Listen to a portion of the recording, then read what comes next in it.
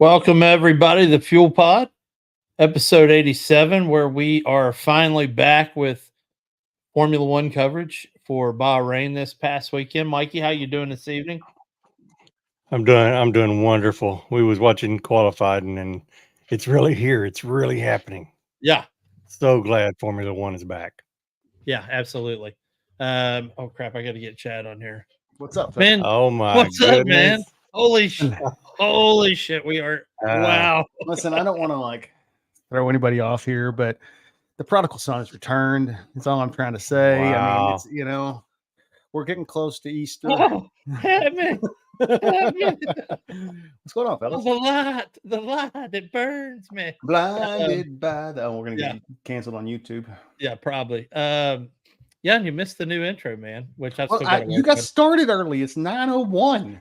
9:02. That's on time. But anyway, Shut up. obviously big race this weekend.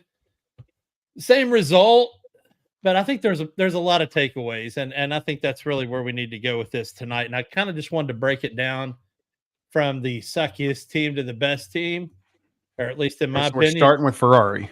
So we are not starting with Ferrari. First off, will be Red It's good to Bull be Racing. back, boys. It's good to be back. Obviously. I see Mikey's got his blue and orange on. I mean, I wonder who he's rooting for. I've actually got my red on. Oh, okay, wow. I mean, it's not because I like Ferrari. No joke. Hey, I've got my Bianca Bustamante custom on. Oh, Say that nice. 3 times fast. Yeah, no joke. The boost the Trying to get my F1 app logged in while we're sitting here talking. I apologize. Good luck. Well, it's going to be easy. We're starting off easy, throwing everybody a hanging curveball. Alpine, they suck. Everybody knows it. And what's even more important is they know it. Yeah, man. I was listening to another show today, and I didn't realize. I mean, they're basically, they said their power plant is terrible. They know it's producing less power than everybody else's, and they don't know what to do about it. And I think that's the wrong answer in Formula How 1. crazy is that, though? To know race one, your power plant's not as good as anybody else's. How do you walk up to insane. Ryan Reynolds and McElhenney and go, "Hey, so here's the thing, just a small little thing. Our power plant is like shit, and so yeah, I mean, like I can't imagine. Mikey, what do you think, man? Oh yeah, and the whole technical team just walks out, takes their ice cream, and walks out today. Well, they where do they go from here? Probably nowhere, but they would have got fired. Probably rally. Yeah, but I mean, they were going to get canned. Did you say our technical team got fired? Oh yeah, the whole thing. Yeah, today. Yeah, the race director, the technical director, and it sounds like they're going to take the McLaren approach and hire a 3-headed monster for technical direction, one for aero, one for power, and one for something else. Who knows? But it worked for McLaren. Zach Brown dumped that team and went with the 3-headed dragon, and they turned it around, man. Yeah, that's true. They did. Yeah. If they'd have had 5 more races, we would have been seriously talking who's P2 and the constructors. Which was after the first race. I mean, they were terrible. Yeah. I mean, god awful terrible. Like we were all laughing. I think you picked them to be like 9th or 10th. I mean, yeah, man, that was like one of your last few permanent episodes. I was actually brought this up last week, and you and I, that was one of our last things was to make predictions for last year. And I had them finishing 9th, maybe 10th. That's crazy. Absolutely crazy. Yeah, I was looking over my list for that thing. But so, and I feel sorry for Pierre Gasly. I don't feel sorry for Ocon simply because I don't like Ocon.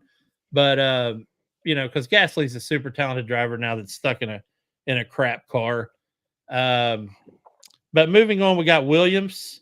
You think he's regretting that move, by the way? I'm sorry, I'm hijacking your show here, Jay. Do you think he's regretting that move? I absolutely do. Because Danny Rick then is not going to be there. Yeah. What are you going to say, Mikey? Yeah, Gasly, his frustrations are gonna start showing early. Any chance that Gasly he's not going to put up with that? An open spot, maybe an open Mercedes spot? Well, I mean, it depends. If nobody else goes to Mercedes, sure. I mean, who's going to go to Mercedes though? Well, I'm sorry. I'm sorry. Well, I'm hijacking your show. We're probably going to talk about that here shortly. Move on to Williams. So, Williams incoming rant. Yeah, Williams before this race have had the same F1 steering wheel since 1974, which was the year I was born. That's hyperbole. That's not actually true, but they've had the same steering wheel for over a decade. So they got a new steering wheel. They got a. They were used to having their heads-up display on the On the dash chassis, yeah. on the chassis, and now it's on the steering wheel. Alex Albon's kept saying "cool car down." Cool. They kept zooming in on it. Cool car down. Car too hot. So they obviously had two different issues. One was and his display kept going out on the steering wheel, and then Yeah, I saw Logan that too. actually quit accepting input. How does So, that happen? bro, I don't know. I've never driven I enough. mean, doesn't everybody sounds else's bad. car? Doesn't everybody else's car have that stuff with Yeah, the screen? I mean, nobody else has the screen on the chassis, right? right. They were the last team that had I mean, that. how's that So even happen? I don't know. I think it would be worse. What would be crazy worse is if it was Wi-Fi enabled and it picked up on one of the other cars and he started controlling one of the other cars from his car. That would be kind of cool. So I'd love to see him get to the bottom of that one. But anyway, Sargent went off mid-race sometime and, did the whole classic Leclerc, no kind of thing. So not a great race for them. Albon looked good in quali, looked good in practice, looked decent early race, and then he had to start cooling the car down. So obviously he was slowing down. Where we? Yeah, Albon was Sorry. okay. And I know at the first of the year, I said that Williams was going to give Sargent was going to have a turnaround, and Williams was going to show him that he belonged. Well, you had Williams taking the constructors championship, so what? Where is he? Where does he go? By the way, I mean, like Logan Sargent clearly is not. He's not going to stick, right? And that, I mean, my question though is are they going to stick and be just to keep the American crowd happy? Now they're talking about a Chicago race. Well, Mike, I'll let you take this one first because I have my own 2 cents I'd like to add on this on Logan Sargent. I don't think they can. There's got to be an American somewhere that they can replace him with if that's what they're going with. Sargent, when he went off on lap 10 and he just stopped, I turned to Kinsey and I said, I think he's going to quit. I think he's going to get out of his car and quit. I think he's having that moment. I think people were hoping he would have done that. I was hoping that's what would have happened. And it has nothing to do with him being American or me being an American. And here's the other piece of that argument is if we do bring in another American driver like a Pato Award or whoever, who wants to go to Williams until they show that they can at least hang in the midfield? I'm not going to sign on to an 8th, 9th, and 10th place team. Yeah, but I mean, Albon has been fairly decent, right? Yes. I mean, so the car is capable of being decent. Yes. Now, are you going to be? You're not going to be ahead of. I don't know. I mean, because Joe Guanyu has a good. You're going to be in the bottom half. It just is what it is. You're going to be 8, 9, 10, maybe 7, 8, 9, 10. You're going to be somewhere in that area. But I mean, golly, I really feel like with Albon's good. If he had a good teammate, I feel like Williams could be better. I don't know. Anyway, well, they're talking about him. I mean, I just don't see Sargent holding on for much longer. He's not. I think he'll be gone before the season is halfway through. I think kind of by Valves is playing a long game. Playing the long game? Team. Yeah. You think Logan Sargent's playing the team? Oh, okay. No. The boss. Where's Liam Lawson from? Australia. Yeah, that doesn't help us any, does it? Yeah. So that doesn't help me on the American quest here. Yeah, and again, I think you're looking at IndyCar drivers if we're talking. Is it Pato or whatever his name is? Yeah, Pato Award. Colton Hurd is not really being talked in that group anymore, but Colton Hurd is another. Good. Yeah, he's really good. Who's the guy? Hold on, let me pull it up here. That one, Joseph Newgarden. How is he never talked about in that crowd? I don't think he cares. I think he's I mean, he's a content. stud. Yeah, I think he's content to be a big fish in a small pond as opposed to go Formula One. I mean, maybe so. I mean, you just think, Shit, dude, You if I think was you'd an wanna IndyCar try. driver that was successful, why would I go? you know, we got a race coming up this week at IndyCar. Speaking of that, I know you guys are all F1, but Yeah. they got St. Petersburg this week. Anyway, I'm sorry. Yeah, they'll find something for Sargent if they want the American. Then they can get Bubba Jr. down there to crash up Derby. Could do better than Sargent. Yeah, no joke. So let's move on. We spent too much time on Alpine and Williams. Let's get on to Kick Sauber. Let's get on to Kick Sauber and talk about how Zhou Guanyu had probably the best race of his life. And nobody really talked about it except for the post-race crew. But, I mean, he came in 11th in a Kick Sauber. It's fantastic. Best looking car on the track, by the way. What's that? Oh, my goodness. Best looking car on the track. Wow, I hate that car. Hey, you know what Generic looking. Listen, you know what that car reminds me of? A $4 slot car. No. I'm going to take y'all back here to the 90s. You guys remember Jim Carrey as the Riddler? Yes. That car is the Riddler. That'll put question marks all over it. That 100%. Nobody knows where it's going to finish. Look at the Riddler. Go look at the Riddler's costume. It's lime green and black. Yeah, perfect for that car.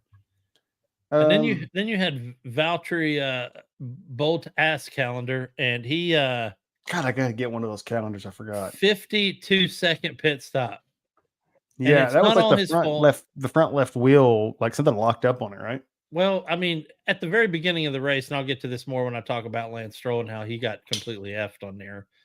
But Bottas made contact with Hulkenberg, who made contact with Stroll, and so Bottas was already in condition-wise on the front wing, not very good. So I don't know what caused the 52-second pit stop. I didn't really do a lot of homework on it since if it had been Red Bull or Ferrari, I'd have done homework on it, but it's Kick Sauber. So it was something with something locked in. Like they acted like it almost melted to the hub, like something happened, and they had to do some work. Yeah, they had to do some work on it. I think some like rubber or something melted to the hub, and they had to like. I do remember when they pulled that left front tire off, it looked like there was like a ring of black rubber. I thought it was grease. Yep. Okay. Wow, that makes a lot of sense now. Kind of crazy. All right, so had to get a different tire, the whole 9 yards. Haas Racing, the American team. So we've talked about the American driver. Let's talk about the American team, which is not the American dream. But Hulkenberg, great quali. By all intents and purposes, they had actually cured their whole single lap pace thing where they had a great car for a single lap because it lasted quali the whole time. And it made it through the first turn before it was pretty much out of the race at Bahrain. So he pulled a Nick DeVries anyway, and he got into the back. He looks like he got a little antsy, little squirrely, little whoppy jawed, as Chad would say, and ran into the back of Lance Stroll, which, like Bottas, screwed his whole race up. So, but on the other end, Magnussen, really strong P12. Love K-Mag, man. Yeah. So how did he lose a lap, by the way? Did he just get passed on track? Who? K-Mag. Yeah. Okay. It wasn't like anything happened. He just got passed. I mean, he lapped every non-point scorer. Yeah. That's kind of impressive. Yeah. And he was crazy. Like the leader of that. I call him the Gap Pack, but after the first big gap, he was the leader of that group. Gotcha. And neither Tsunoda nor Ricardo, which more on that later for sure. Yeah.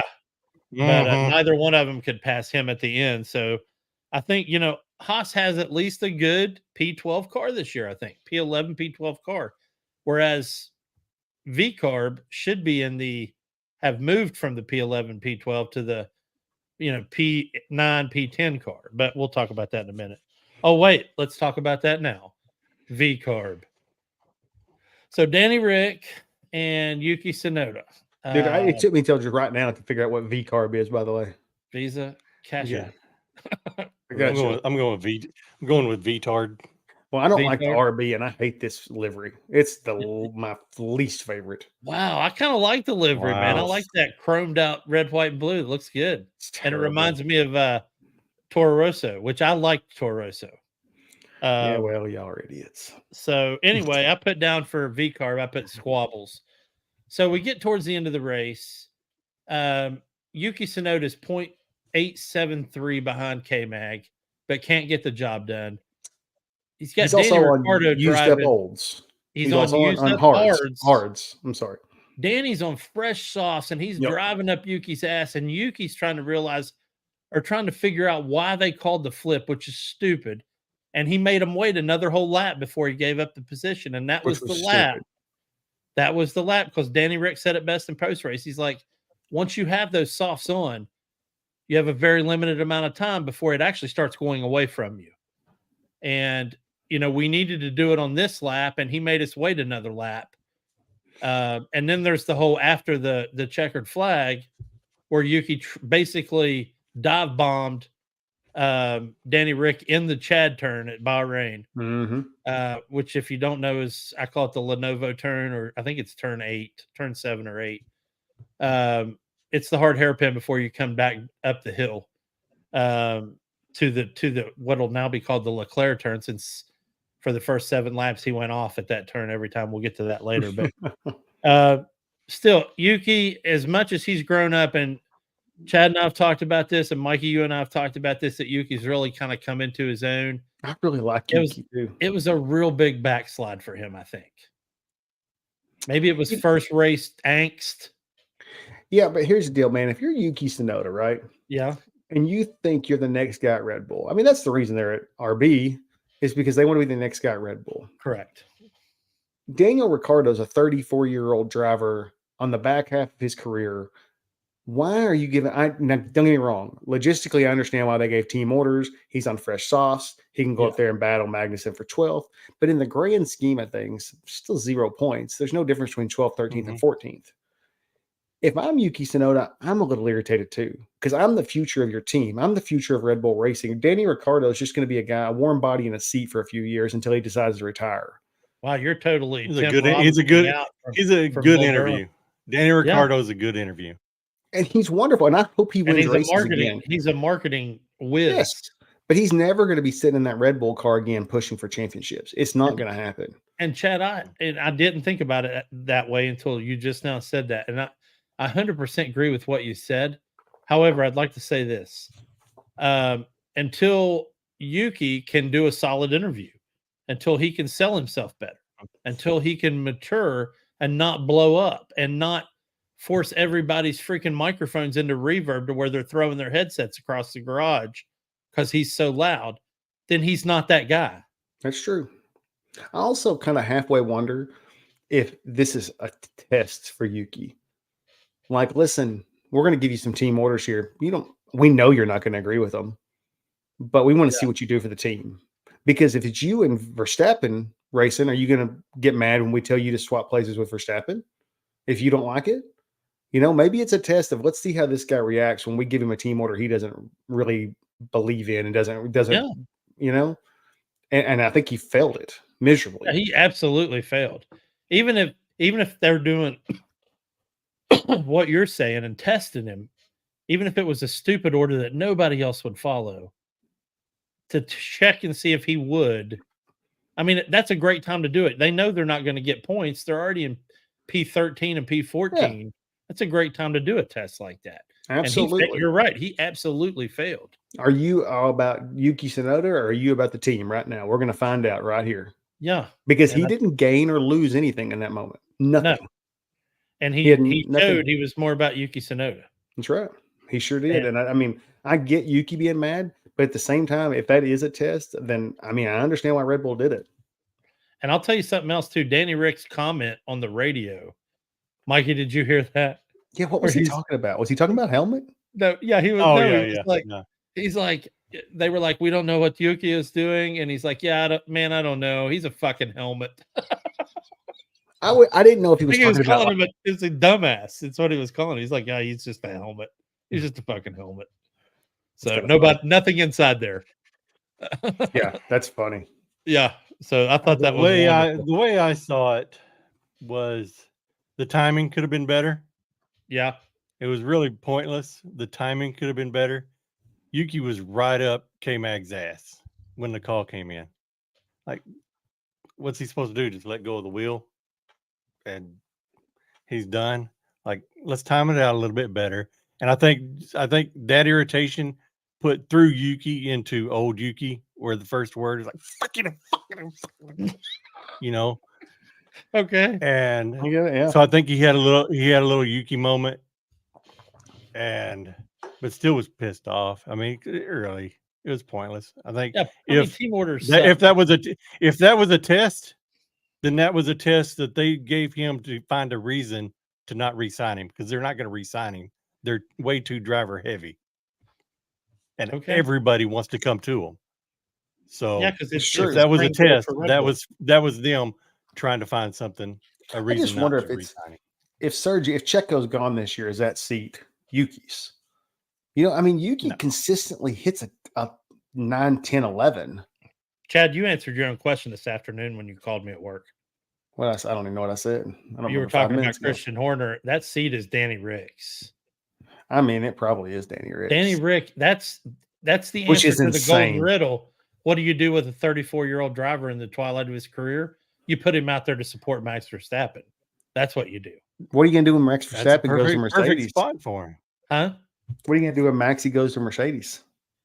Well, then you got to step back down to the drawing board and figure it out. Then you hire Carlos Sainz and go win a championship. Yeah, you can't hire Lando, because they can say whatever they want, Lando and Danny, that their relationship was good, but I think that was all manufactured. Yeah, so it's got to be you either go Carlos Sainz and Danny, which I think is a good call, or you just dump the whole board and you go Lando and Carlos Sainz at Red Bull. That'd be crazy. That'd be nuts. So anyway, let's move on to Aston Martin, because they were kind of the linchpin this weekend on everything else that happened. So I'll get Alonso out of the way. Even normally I'd probably gush over Alonso's performance, but he didn't really have the pace this weekend, no matter what tires he was on. I know they were trying to figure that out. So they didn't spend a lot of time covering Fernando this weekend, even though trivia-wise, he's the only person to have run every single Bahrain Grand Prix since 2004. So, I guess when you get older, there are a few cool things. But man, I worry about Aston Martin. I mean, they're on not a good trajectory since about the middle of last year. I mean, they started off really good last year. They did some upgrades that were not good. They never kind of took hold again. They were irrelevant the last half of the season. Well, I don't think Alonso was. I think the team was, and I think Stroll was. But I mean, Alonso you started this year as the 5th best team. Yeah, I mean, that's not good, right? That's not where they want to be. I mean, they're finishing 9 and 10. That's the 5th best team. Stroll jumped from 14th to 10th. So he got a really incredible jump off the start. And he did what you and I do on the game. He threw himself into that middle. Mm-hmm. Got around a couple guys, and then he did what you and I never do, which is get back over to the right, because that's smart. Yeah. And I think it pissed off Hulkenberg, and Hulkenberg went full send into turn 1, which is a hairpin, back on itself, and he hit him. And it spun Stroll around, and Hulkenberg went off the other direction. And it finished both of those guys' races for the most part, even though Stroll did make a pretty decent comeback to get points and end up in P10. And I think, to answer your original statement, I think that does show the strength of the Aston Martin, because he was P20. So, and finished P10. And finished P10. Yeah. And Alonso. He was P20, turned the wrong direction. And finished P10. Yeah, and Alonso finished P9. Watching, I know I jump all over the place on this show. You guys probably had some kind of. No, we don't have a rundown anymore. This is so nice. It's like being free. Yeah. Watching Drive to Survive for a few minutes. I've only watched 2 episodes of this season, but man, I came away really impressed with Lance Stroll. And really, it made me I've never really been an Aston Martin fan, mainly because I don't like the British green car. But it made me really like them and Lawrence Stroll. And I mean, you know what I mean? Like, I always kind of saw him as this billionaire, aloof, who cares? But seeing him just being upset about his son being hurt And Yeah, that Drive to Lance- Survive episode changed your mind, didn't it? it did. Yeah. It did. And Lance, He almost like cried. what he had to go through to get there. And then Alonso and how happy it made you. That's the problem with F1, I think, is that I don't have anybody I hate except for Zach Brown. Is it Zach Brown? Yeah. I don't have anyone I hate except for him. Oh, So anyway, okay. he's a turd. Anyway, you guys can go on. I'm sorry. No, and I It's think been a long running feud with me and Zach. the episode that followed the Strolls around on Drive to Survive, that coupled with the fact that I think Lawrence got Lance stuck into a I don't know if he saw a therapist over the off season, but he like really dug in, and he's not spending his weekend surfing and then hopping in the car for his stints. He's doing a little bit of entertainment, but he's constant. Remember back in the day when Michael Vick was like, man, I hardly ever went to practice. I'd just be at home playing Madden, and then I'd just show up for the game. And he goes, then what happens is you get older and you can't do that anymore. You got to practice and you got to condition and you've got to. And I think that coupled with the fact that he knows Fernando Alonso's on his team. And if you look at Fernando Alonso in 04, 05, 06, 2 of those years, by the way, he won the world championship. He was just a party animal freak. And now it's all about, these are the calories I take in every day. This is my training regimen. These are my physio stuff. And because at 42, he's got to do that to stay on par. And I think Stroll's seeing that. And I think that makes Lawrence even more of a genius for bringing Stroll in. So that's just my 2 cents on the whole. You know what? Mentally, maybe Lance Stroll, he being a teammate with Alonso and driving the way he drove at the end of last season, it's freaking embarrassing. So maybe that hit him. Yeah, and I think that's part of it. But I think after his injury, man, he drove. When you see that episode where he drove that car with, broken hand, broken toe, and all those things are going to affect you when you're in an F1 car, pulling those kind of G's. Just pushing down on the brake pedal with a broken toe on a spring-loaded brake pedal. I can't even imagine. We pick on football players all the time. Like I used to hate it. I mean, because at the time I was in the military, but you'd see all these guys go out with turf toe. Or Donovan McNabb with a dislocated thumb and he's out for 8 weeks. And I'm like, dude, seriously? But, we don't know the struggles and the pains and the pressures these guys go through week in, week out. We only see it on TV. So, once you actually think about it, and that episode did a great job of making you think, oh my God, you're at 9 Gs, you're pushing down on a brake pedal with a broken toe. And maybe some of it's just me getting older and realizing that everything hurts. Mm-hmm. But seriously, man, I mean, my hat's off to him for doing it. So, all right, I've been putting it off, Mikey, but here we go. I'm going to let you lead the pack on this. Let's talk about McLaren, who had the most uneventful weekend of any of the F1 teams. They really did. They were where they were at, and they stayed where they were at. Yeah. The car seemed stiff to me. Yeah. Didn't sound very good, but I think they're okay. It's fine. Last year they were dead last coming out of Bahrain. Yeah. With no direction. Everything this year I think it's a good starting spot. Mm-hmm. I think it's a good starting spot. Where do you think they're going to finish? Where did you pick them to finish the constructors? Hold on, let me refer to the Holy Scriptures. Did you just say that? Yeah, the Holy Scriptures. So I've got McLaren finishing P2. Oh, wow. Mikey has them finishing P3. Yeah. Can I put in a prediction? Sure. Go for it. I'm looking at that thing right now. They are going to finish. You said P3, Mikey? Yeah. Who you have in second? Mercedes? Ferrari. Oh. They're going to finish P4. Okay. It's going to be exactly how it stands right now. Right now is how it's going to finish. RB, Oracle, Red Bull Racing, Ferrari, Mercedes, McLaren. That'll be pretty close to how it finishes, I bet. I can't imagine Ferrari dropping spots. You're going to have Red Bull and Ferrari locked into 1 and 2. Mercedes, Man, I trust Toto to make sure that car's right throughout the year. I don't think they're going to be able to push for 2, but I think they'll keep McLaren behind them. I can't believe you had McLaren in 2, Jay. I do. For the first time ever, I decided to dump my heart and go with my head. And I really think you talked about trajectory earlier, and I really think McLaren is on a solid trajectory. They are on a good trajectory right now. I think eventually, as we get further into the season, and when we talk about Ferrari here in a few minutes, I'm going to gush over them too because they've got some great shit going on, and they've got some not so great shit going on.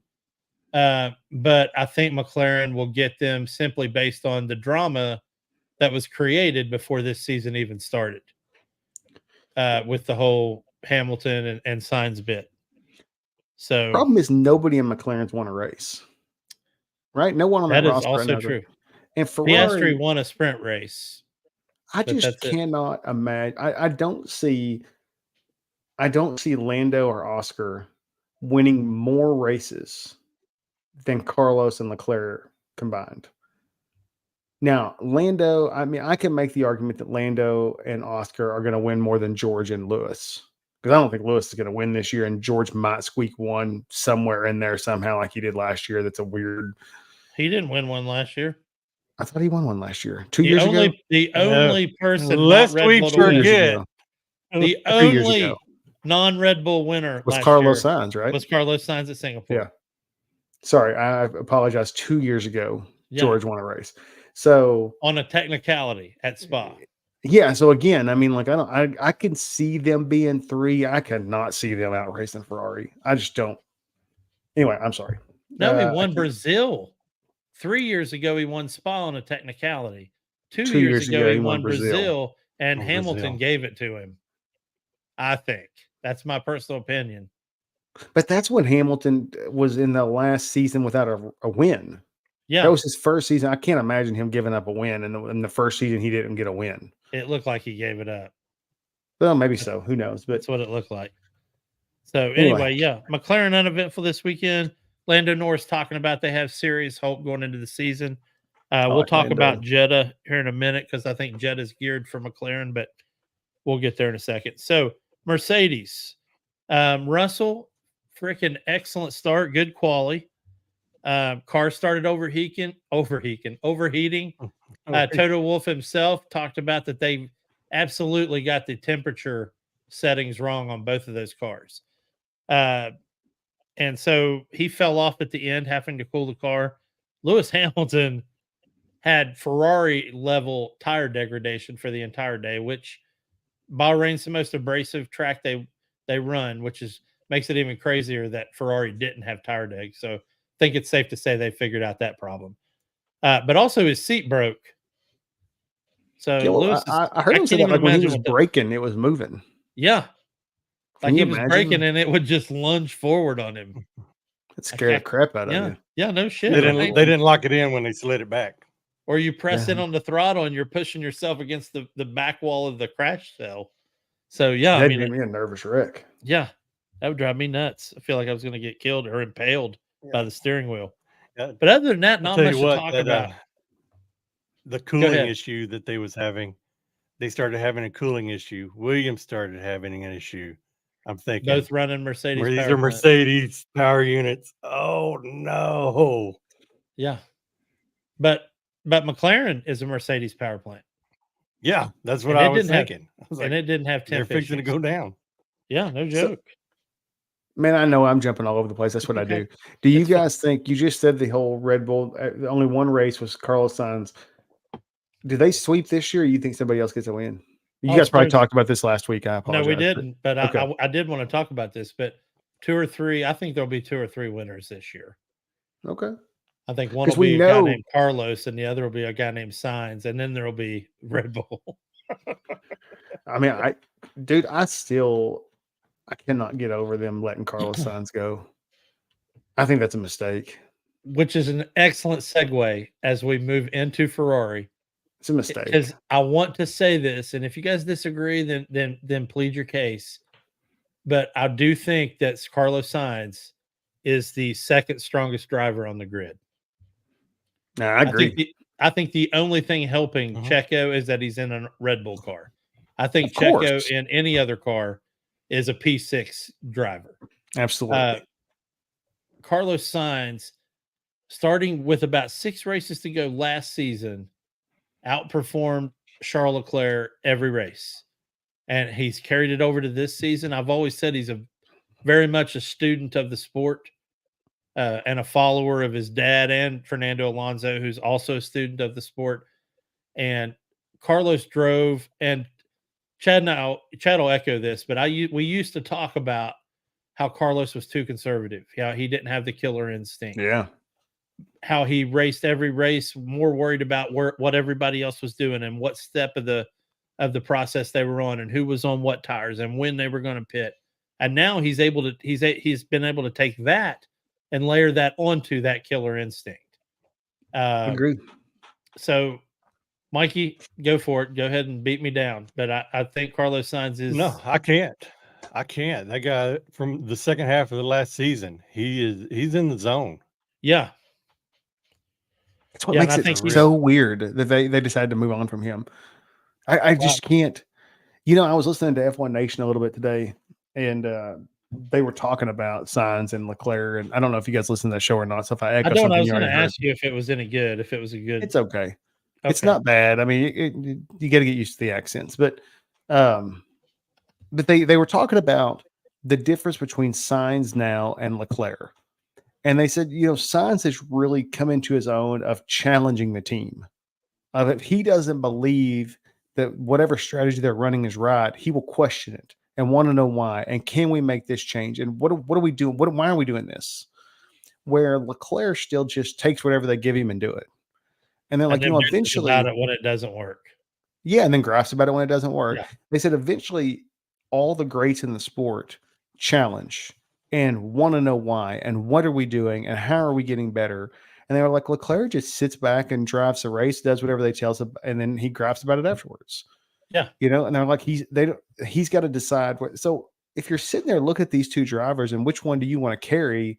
Why do you not want the guy that wants to continue getting better and keeping the guy that's just driving a race car around a track? Yeah. And And I can't answer that question. I'm it's a sure it was a crazy to me. rhetorical question, but here's my thing. If you think back to your Drive to Survive viewing careers, when he went to the McLaren, it actually shocked McLaren that he showed up at the McLaren Technology Center every morning at 7, I remember hung that. out with the engineers, hung out with the guys building the car and working on the upgrade packages. And the other driver was nowhere to be found. And I think the same thing. I seriously doubt he's not just going into Maranello in between races and hanging out there and saying, "Hey, can we try this? Hey, why don't you guys throw me on the simulator and let's see how what you're working on today translates to my pace." And he's just that kind of guy. And Yeah, he absolutely. He just wants to get better. and this whole season for him is going to be resume padding. And I think the biggest reason why they chose to keep Charles and do away with Carlos is because Carlos did sign a contract for 2026 with Audi, which is where Kick Sauber is going to be in 2026. I forgot all about that. So they figured he was already leaving in 2026 anyway. He's already out the door. Mhm. Yeah. So he just needs a 1-year seat, or he can do what Mikey predicted, which is take a gap year and go run Dakar Desert Rally with his dad for his dad's last run of it. So he's going to Audi in 2026, yes, which is what Kick Sauber is now. So correct. they're I mean, like, listen, guys, you don't go Ferrari to there, right? If he gets a job at a top 3 constructor team somehow, he's got to like nix the Audi deal, right? Yeah, but here's the thing. I think Why would you Audi's go gonna hit the somewhere? ground running. His family is. You think they're locked going to hit into the ground Audi. better than you think they're going to hit the ground running and be I think better they're than gonna Kick Sauber now? I think so, and this is coming from Audi's pedigree in endurance racing. They are top dogs in so many, almost every sprint race in any of the endurance classes, GT World Challenge, any of those, and they're a podium contender at any race. I So you don't think there's going to be any drop off? They're going to hit the ground, have the money to back to whatever they need to do. Well, yeah, I think they're gonna hit the cap on salary. I think they'll put every bit of dollars they can put into it, and I think they'll have a growing 1 year. But even in that year, we'll see signs of greatness, and then I think they'll be hit the second year. Yeah, I think they'll be challenging for podiums. So you're talking about an automotive group that includes not just Audi, but Porsche, Volkswagen, and Bugatti. So they've got a lot to choose from. Okay. And that's just my thought. So I mean, that's with my Le- opinion. That could be way wrong. Going back to Leclerc, do you think he's just stuck? You know, he's wanted to be a Ferrari driver since he was a baby, and he's living his dream. Do you think he's stuck in his dream and Yeah, I think he's can't got make it stock his job? Yeah. Yeah. I mean, Jay and I think we talked about that last year, thinking Leclerc, we thought he might leave. And for that reason you just said, Mikey, it's his dream job. Yeah. Mhm. But your dream job's not always, I mean, there's a reason it's called a dream job. You know what I mean? It's The not dream always job perfect. has to become a job. Yeah, now it's a career. Now it's a job. And everybody's job, no matter what you do in the world, you can have the best job in the world. There are parts of it that aren't great. No matter what. Even in a perfect job, there's something about your job that's not great. And I think Leclerc may flourish if he goes somewhere else and gets out of that dream world that he's, you know what I mean? Like, and goes somewhere that challenges him and that, you know what I mean? Like he kind of, I don't know, maybe I'm crazy here, but I think it'd be good for him to get out of Ferrari and go somewhere else and see what he could do. Yeah. I mean, and he started out with Alfa Romeo, but that whole time he was dreaming about being at Ferrari. So, you know, he hung out more with that Ferrari group during that final season at Alfa Romeo than he did with Alfa Romeo. So who knows? Well, we've got to talk about them because they are the reigning constructor and possession of the, best car on the planet, but Red Bull Racing. It's amazing, guys, what they can do year to year. I mean, whether you love them, whether you hate them, whatever. Yeah. The fact that they can have an entire new car and lap the field again is incredible. The fact that they could build that design off of what failed at Mercedes and win the way they did. Yeah. Part of that had to just be out of spite. I mean, that car almost looks identical to Mercedes last year, who could not do anything with it. And Adrian Newey has turned that one into an even faster car than the RB19. Yeah, I mean, Toto has to just be pissed. Yeah. Has to be. What? I mean, God bless. I don't even know what you say about them. I mean, I don't know what you say about Red Bull. There's not a whole lot to say except kudos to them. Ride the wave as long as you can. Well, you and I were talking about it during the race on Sunday. And you were like, here, same or New Year, same result. Yep. And I was like, the funny thing was, it was less about pace because, yes, he had a 1.5 second pace advantage after the first lap, but it never really went beyond 2.5 for a while until we had to do a swap position, and then we had early pits, and then they used Checo to undercut the rest of the field, and then when Checo came back out, the 5 people behind Checo had also not pitted. So by the time all those pitted, we had a 25-second gap. It was ridiculous. And I'm not trying to take away from Matt. He still drove the lights off that car. And one of the things he said after the race was, he said, nobody's going to talk about it, but it was the wind that was our biggest advantage. And that's the reason we didn't qualify as well as we could have, is because the wind in certain turns was facing the wrong way for the downforce on the Red Bull car. And he said, we get to the race and it's at our back everywhere we needed it to be at our back. I mean, that's pretty humble of him, Yeah. To just, it's kind of cool to be like, hey, listen, sometimes it works for you. Sometimes things just work out. It's not about, oh, I'm the most amazing driver in the world. I don't know. Anyway. I keep making the comparison, and which kind of pulled me out of my Max hatred and, let me accept him for who he is. He's Tiger Woods in his prime. He is. And shoot, I sure did love Tiger Woods back in the day. I did too. Still do. So I can respect the hell out of Max, and hey, it's fun to see his dominance. Why not? Yeah, I mean, you got to admire greatness while it's here. Yeah. And So I have a question for exactly. you two experts. You guys are the experts here on Formula One. There are rumors out there. Can I talk about this, Jay? Yes, go for it, dude. About Whatever you want. There's rumors out there about Max going to Mercedes, because of whatever with Joss, whatever. There's rumors out there. Whether we believe those or we don't believe them are irrelevant for the discussion I want to have. Okay, completely irrelevant for the discussion I want to have. Mikey totally faded out of his green screen there for a second. Can Max, let's say this happens, right? And this stuff's true. They go to Mercedes. Can Max win a world championship with a Mercedes car? Yes. Yes. If he takes Adrian Newey with him. So I thought at one time you told me Adrian Newey and Horner were attached at the hip. They were, but Adrian Newey changed his tune and was like, yeah, if they get rid of Horner, I'm going to stay. And not because he had a falling out with Horner. He's like, I'm 65 years old. Would I have liked to have been team principal or, head engineer at Ferrari? Sure. But that ship has sailed. So I think he's just ready to retire, honestly. Yeah, he's got his hands in all kinds of other stuff too.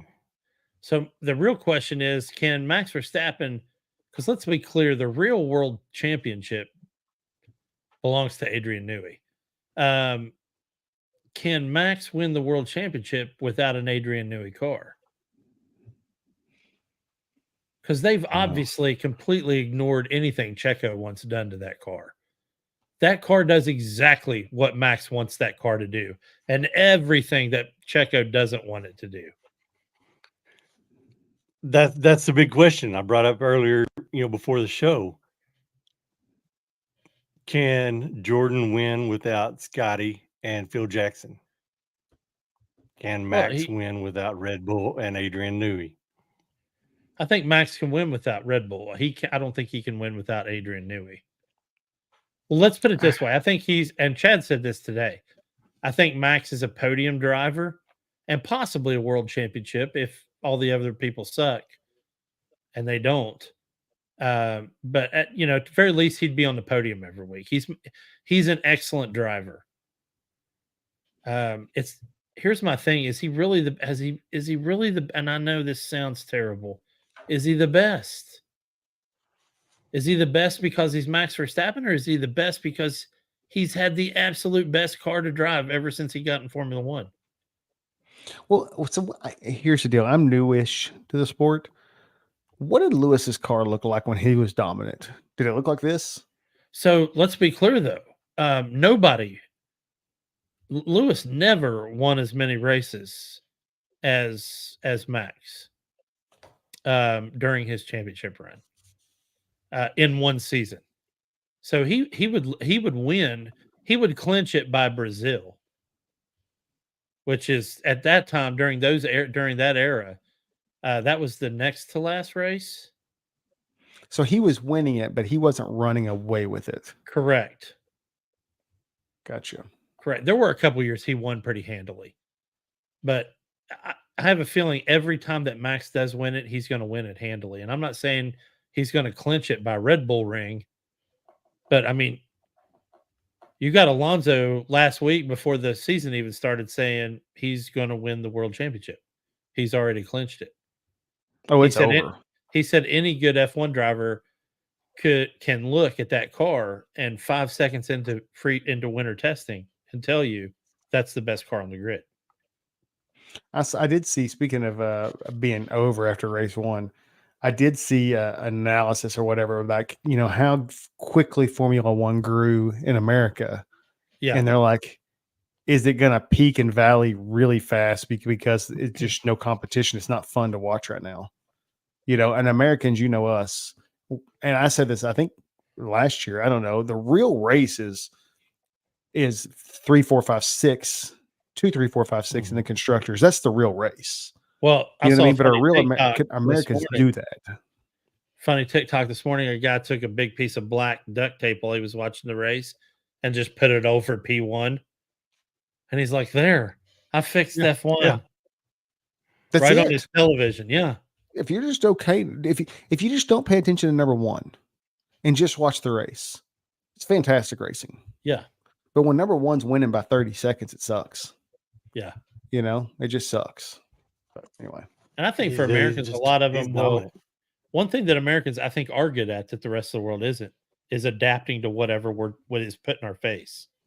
And I think so. A lot of American fans are into, I think, the marketing piece of Formula One, and I think that's why Red Bull has such a big following, because it's Red Bull. It's an energy drink.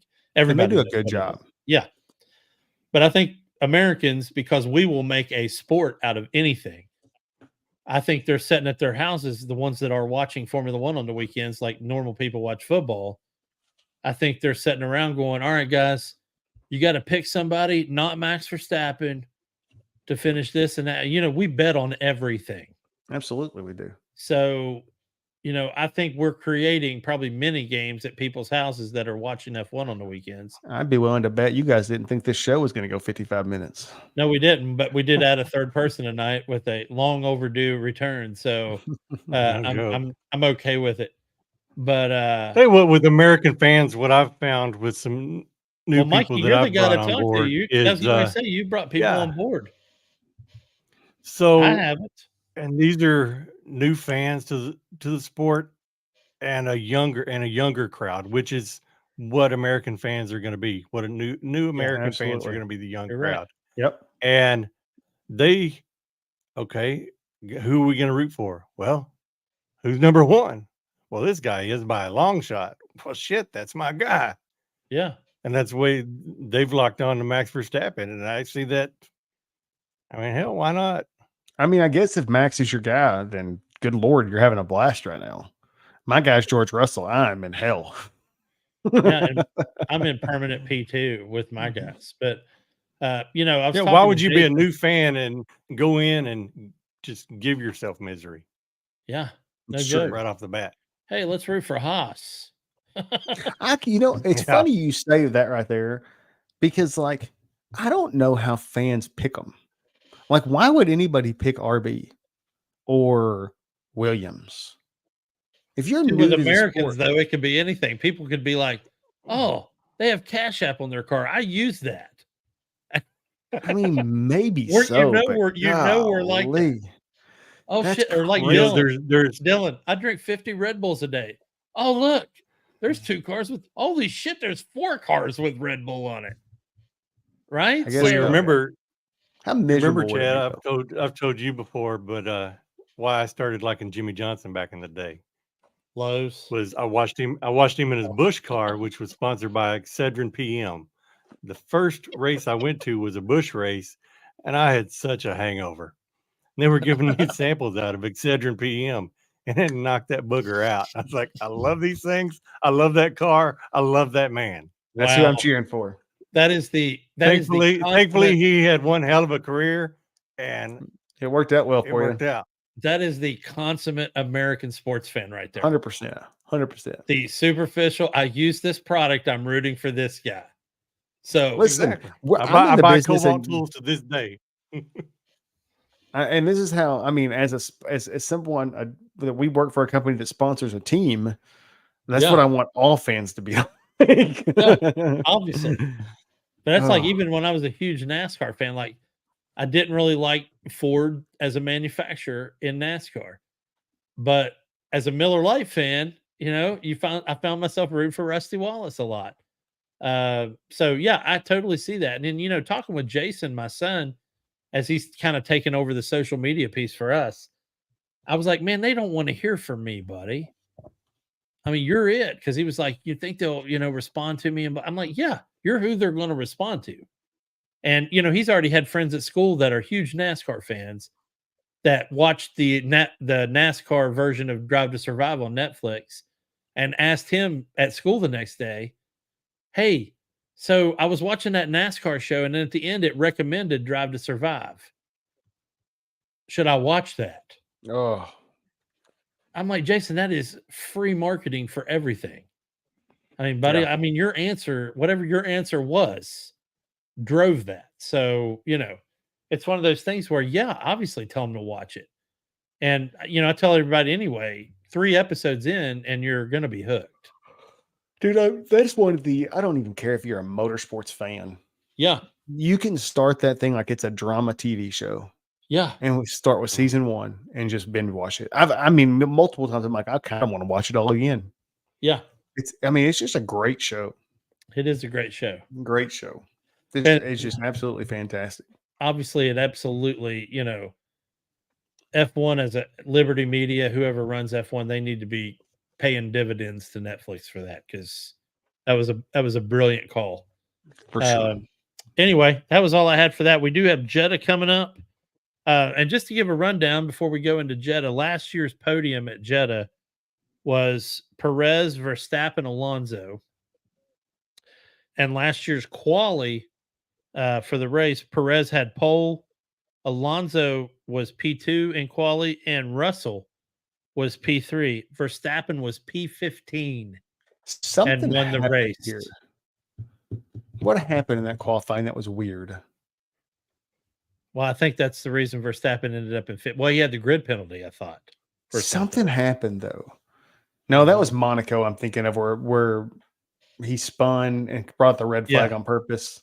Yeah. Yeah, maybe that's Monaco that I'm thinking of. Albon and Stroll were the DNFs at Jeddah last year. Are we going to have a DNF this week? We didn't have one. Yeah, Logan Sargent's right? going to be a DNF, and probably Oscar Piastri is my call. Hey, I hope not. I've got him picked as my 2-time DRS, 2 times points in the fantasy league. Uh-oh. I hope it's not Piastri. If it's Piastri, I'm not going to do very good. By the way, I'm almost in last place. Brings us to another good point. The Fuel Pot started our fantasy league. As you can see, I'm wearing my Pirelli hat with the scrambled eggs on top this week as P1 for the broadcast crew, but I did not get P1 overall this week. That honor belongs to Mikey. Tell us who. Yeah, that's Mr. I don't know what to do, Tobathy. And then P1. That's the name of his team. First Yeah. week has no idea, but he's starting to ask questions. Well, that's good. And that's one of the guys you brought on. Which one's the most expensive? I'm putting him on my team, then I'll figure out the rest. Yeah. Yeah. Well, it's like I told Dylan, and Dylan's setting P3 in the league right now. The top 3 people in the fantasy league are people that have zero idea what Formula One is. And they have no skin in the game, so they can almost take the full Billy Bean approach of using sabermetrics to determine who's on their team and say, well, looks like this guy comes in first every week. I'm going to put him on my team. And I was talking to Dylan at work, and I was like, hey, buddy, I said, you've got it made for this because you don't have any skin in the game emotionally. I said, there's people on that grid. I don't care how good they're doing. I will absolutely not have them on my team. 100%. Esteban Ocon will never be on my fantasy team. What is your deal with Esteban? Dude, I haven't got to that episode yet. He's a turd. He's nothing. He's nothing. And it has nothing to do with any episode. He's just a turd. And yeah, that episode, by the way, that episode's definitely not going to endear him to you.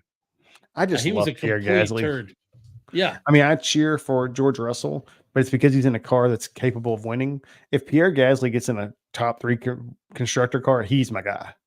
Yeah. You can't cheer for somebody that's going to turn in 15th at his best. You know what I mean? I'm just not going to do that. But when you get to that episode, you'll love it because Gasly and Ocon were thick as thieves when they were kids. And then something happened, and Ocon has held a grudge ever since. Wait till you see it. It'll blow your mind. You'll be like, really? He's just that kind of dick. And let's not forget all the dick stuff he did to Checo when they were at Force India together. And then the shit he did to Alonso when they were at Alpine together. So, just wow, man. Just give it up. Anyway, that's all I had for that. So great job, Toby. Yes, good P1. We're coming now. This week's race is also on a Saturday morning. And you can blame holidays for that because apparently the only reason these 2 races are occurring on Saturdays because of Ramadan. And they're not allowed to have anything on Sunday. So after this weekend's race, they'll go back to Sundays for the remainder of the season. So we got 23 races left, which is crazy.